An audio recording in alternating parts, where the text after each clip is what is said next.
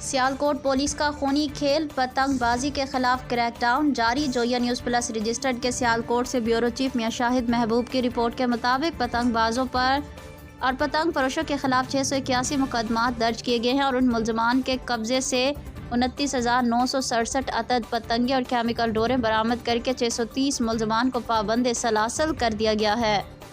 D P او سیالکوٹ محمد حسن اقبال نے ضلع بھر کے ایس ڈی پی او صاحبان کو پتنگ بازی کے خلاف کارروائی کو مؤثر بنانے کے لیے خصوصی احکامات جاری کیے ہیں، جس کے تحت شہر علاقوں میں پتنگ بازی کی روک تھام کے لیے ڈرون کیمرہ ٹیکنالوجی کو بھی استعمال میں لایا جا رہا ہے۔ شہریوں کی آگاہی کے لیے مساجد اور بازاروں میں اعلانات کے ساتھ کیبل ٹی وی اور سوشل میڈیا پر آگاہی مہم بھی جاری ہے۔ یاد رہے کہ پنجاب بھر میں قاتل ڈور کے پھرنے سے کئی افراد زندگی کی بازی ہار چکے ہیں۔